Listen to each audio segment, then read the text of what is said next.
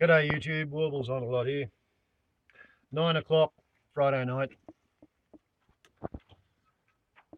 Got some bad news. This afternoon my daughter was working traffic control at Bald Knob because the Guida Highway was closed because of a bushfire. She sent me a text saying that Wytaliba was burning. And about half an hour or so ago I got a phone call from my son, the RFS brigade captain. Now, nothing much has come out on the radio about this yet. I don't know whether he or I will get into trouble, but for me mentioning this, here's the situation as I understand it. He's stuck at Wytaliba with his fire truck because the bridge has burnt out. If you think about a wind from the west, the bridge is on the west end of Wytaliba. So if the bridge is burnt out, the fire has started on one end and it's gone straight through the place. I know the front gate is the houses at the front gate are gone. I know the fire station has been burnt out. I know my son wasn't able to get from the front gate to the shop and the community hall or community house for quite a while because the visibility was so bad that they couldn't find their way. And I used to take my kids to Wytaliba every weekend. Like, he's growing up going there, playing, swimming, riding his push bikes.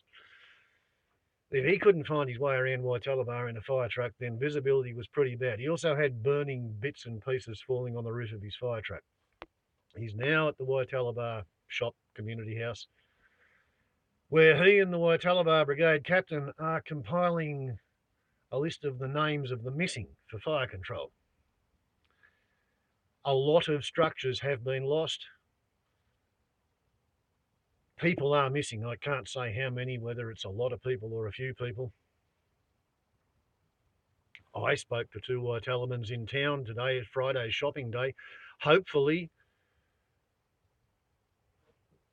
the people who aren't on Wytaliba aren't missing so much as they were stuck in town. My daughter at the traffic control point said that people were evacuating in droves. So a lot of them must have got out before the bridge got burnt. And for my son to be there with his fire truck at the shop, he must have got across the bridge before it burnt. But the alternative lifestyle multiple occupancy community 50 kilometres east of Glen Innes has apparently been burnt out. There might be 80 dwellings on the place, 3,500 acres, 120 or so people living just out of sight of each other. This is my son said it, it's a shit show all around. And I feel like I've been feeling it coming for months. I knew that we were going to have a big shithouse fire day, a breakout day. That's why I cancelled the tree surgeon to come here today. And this time, it's hit all of my friends, not me. Here I am with me fucking tower of shower and light, 15 tonnes of water on the front lawn, and the fire's 50 kilometres away and it's burnt all my friends' houses out, and some of them are missing. So there you go, and now you know.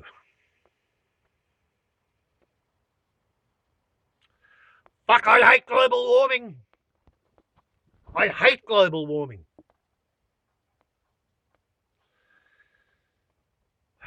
And I'm really, really, really pissed off with the politicians who've been denying the science all my life. Read the bumper sticker on my car. It says, vote green or die, global warming culls. Well, we are being culled because everybody voted Liberal, National, Labor. One nation. Let's grow the economy. Let's dig more fucking coal. Let's burn more coal. And my friends are fucking cooking. And I'm waiting to be cooked. because of assholes who wanted to grow the economy because they didn't give a shit about the science. I've spent my life's savings trying to save my life's work, and I don't fucking know whether it's going to pan out well or not. But my peer group just got fucking fried. In the fires in Barnaby Joyce's electorate, because my fucking surrounding neighbours, 53% of them, voted for Barnaby Joyce, the coal industry lobbyist, who's been denying global warming is a thing his entire political career. And you get the weather you vote for. And the people in my electorate voted for Barnaby in November 2017, and the fucking rain switched off in January 2018. Last year we missed 34.5% of our annual average long-term rain pre-2017. This year, 2019, we haven't had 30% of our annual average rain. You get the weather you vote for. And I voted for this drought in 1994 because it takes 25 years for a cubic metre of carbon dioxide to achieve 95% of all the warming it's ever going to do. So the 2,000 litres of refined transport fuel that I personally bought and I personally burnt in 1994, 25 years down the track, that's why I'm having to spend my life savings on fire hoses to try and protect the bloody lawn locker I live in. And we've got half-wits like Scott Morrison and Josh Frydenberg and Peter Dutton and Barnaby Joyce and John Barilaro trying to tell us that we're going to grow the economy because we're going to bring it back to a surplus budget. They think they're going to fix the drought by offering the farmers who are currently up to here in debt and breathing with a snorkel because they're sinking, swimming in debt, they're going to offer them low-interest loans. I don't call this the great Australian Barnaby Joyce terminal drought for nothing. We are being culled by the arseholes who wanted to make money by growing the economy regardless of the science. And if I look and sound like I'm pissed off, then it's because I am pissed off! I'm pissed off with the 7.7 billion who don't give a shit about reality. All they fucking want to do is get rich.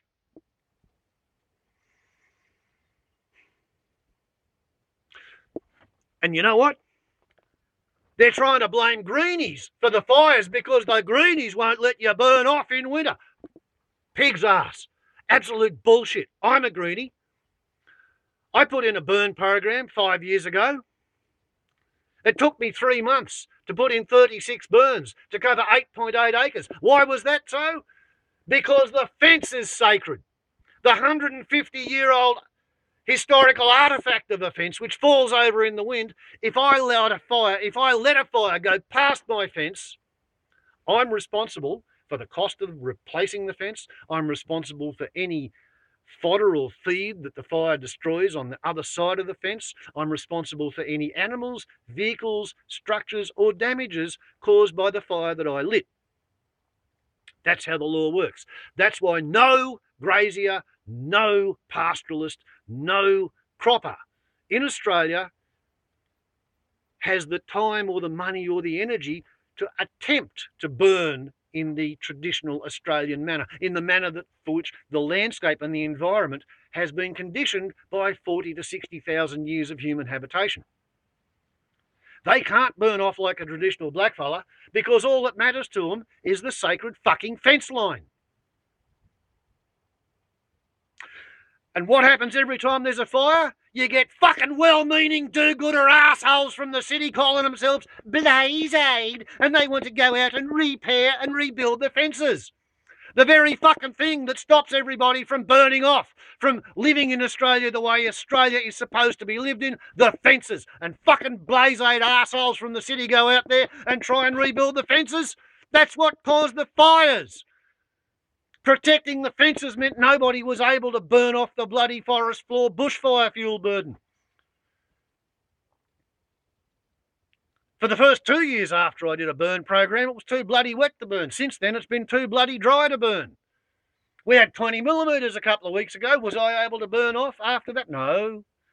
Oh no, there's Section 44 fires within your RFS district. If there's a Section 44 fire within your district, that's a state bushfire emergency. You're not allowed to get a fire permit. And I understand that. If I'm on a fire ground in a Section 44 fire, I don't want anybody trying to burn a pile of trash behind me and setting another fire in case they fuck it up. And a lot of people fuck up fire. A lot of people fuck up fire.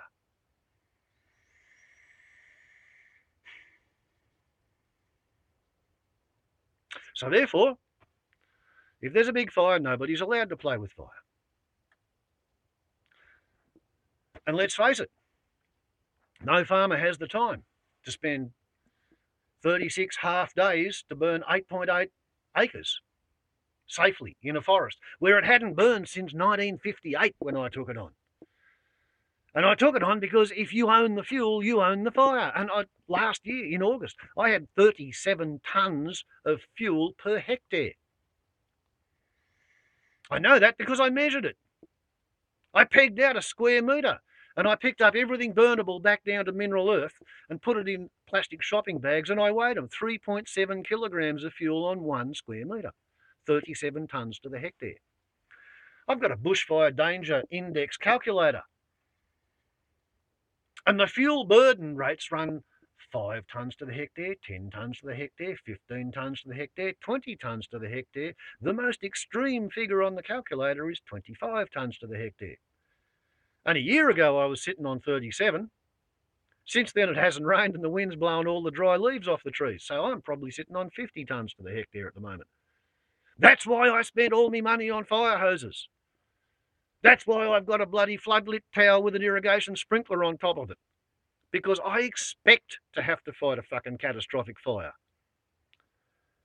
And it might not look like much. But if I haven't got a lawn locker to live in, I'll be fucking homeless, just like all of my friends on Wytaliba. The ones who are not missing. All because some shiny-assed, greedy, self-centered asshole wanted to keep making money out of coal. The way I feel, I wouldn't fucking talk to somebody who makes a living out of digging or exporting or burning coal. I used to have a friend who sold up his farm and went to sit on a bulldozer in Queensland mining coal. He was my fire brigade captain. A good bloke, apart from the fact that all he cared about was fucking money. The bottom line. Money and fucking. They were his two big things. He went from being a highly respected person I could look up to just another greedy fucking arsehole who wants to get paid to drive a bulldozer and the coal mine pays the most money.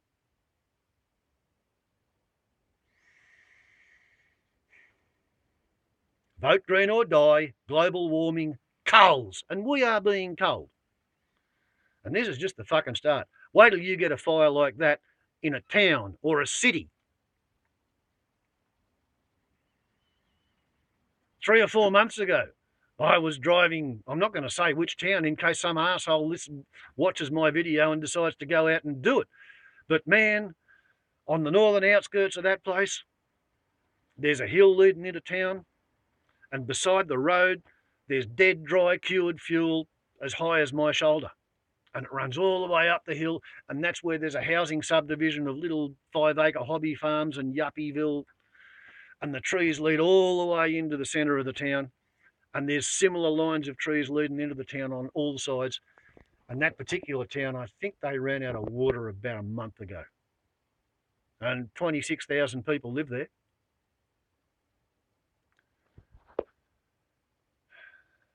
So today the hippie commune's gone.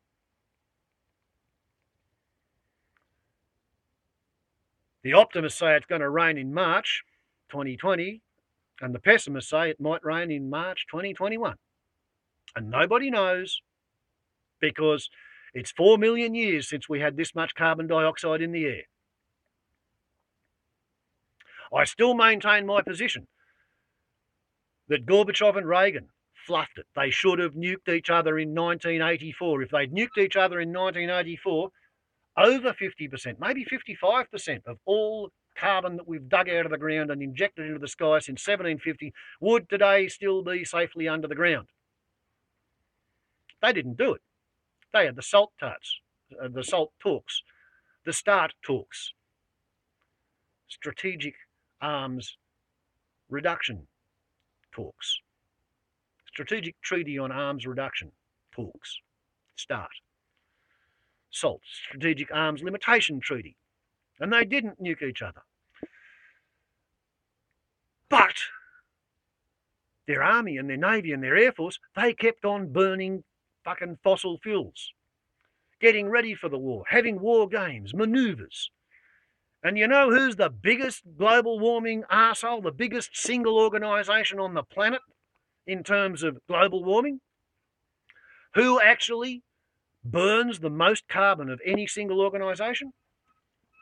Well, the largest economy on the planet is that of Uncle Spam. And the largest military on the planet is that of Uncle Spam.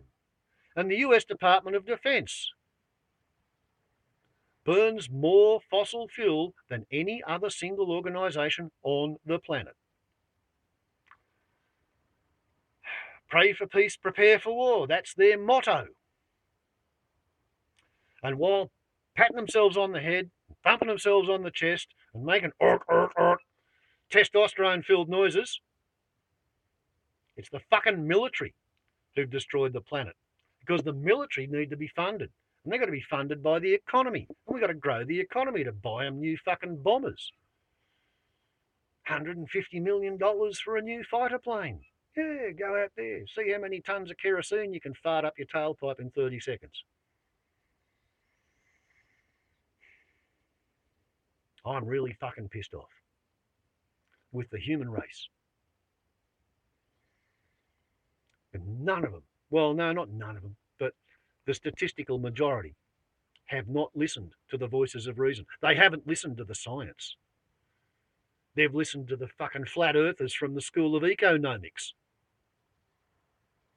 The people who think that resources and capital are infinitely transferable. If you have enough chainsaw factories, it doesn't matter that you've got no forests, because you have a capital asset, the produced means of production. Fucking delusional lunatics who think like that have been advising the politicians who only give a shit about getting elected, and their way of getting elected is to convince the great unwashed, the people who live in the suburbs and only think about next week's paycheck and what they're saving up to buy. Convince them to just ignore the science because it's inconvenient. You won't be able to make money in the economy if you worry about the science. As Barnaby Joyce said on camera in an interview, if you were to pay attention to the environmental science and the climate science, you'd never get anything built in Australia. You wouldn't get anything done. Yeah. Well, what's the point in working your ass off your whole life at a project that is fucking stupid? What is the point in that? Let's build an economy that destroys the ecology so that we have no planet to live on. You want to go to Mars, terraform Mars? You want to be part of Elon Musk's fucking bullshit Ponzi scheme? He's trying to raise money for his Mars rocket so he can go and personally die on Mars, because that's what he wants to do, by telling people that he's floated one company which wants to put 42,000 satellites in space to provide remote area internet access to people like me who live off beyond the limits of the landline. And that company that he's floated, and people have bought shares in it, so it's got operating stock and capital, that company is going to pay SpaceX to build the skyrocket, which he is going to initially use to put the space junk in the sky and fuck up the view for the astronomers all over the planet. And then he's going to use that rocket ship to go and cark it on Mars. And nobody has told the fucking idiotic investors in the cities who are buying shares in Starlink, the name of his company to put the satellites in the sky to provide internet to dickheads like me, who live very few and far between, and we haven't got any money. Nobody's told the idiots investing in the bloody Starlink who are paying for the skyrocket so we can go to... Nobody's told them that the people who live in remote areas haven't got any money, and there's not many of them anyway. Anybody who wants to use the internet 15 hours a day lives in a basement in a suburb. Elon Musk's whole SpaceX, Starlink, interlocking dichotomy, it is a Ponzi scheme. It's bullshit. But if you think that it's going to work, you can pay attention to that as diversional therapy from thinking about what global warming has done to the planet that we actually live on. And that's why we're being culled, because the majority of the 7.7 billion think exactly like that. And they say I'm fucking mad. In fact, they give me a pension for being a nut.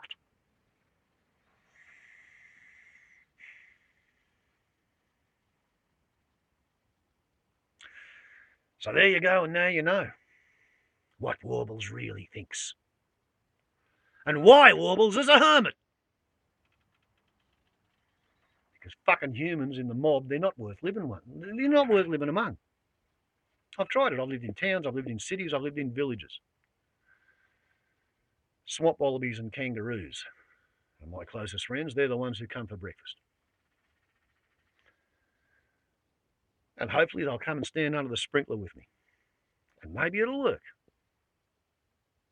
Maybe it'll work. Who knows? So far, I haven't heard of anybody losing their house when they had 15 tonnes of water on the front lawn and a sprinkler to wet it all down with. I hope not to be the first. Warbles on a lot to YouTube. On that sad note, plaintive note, wistful note, I'm going to end the video. And then I'm going to post it before I think about it. Ciao.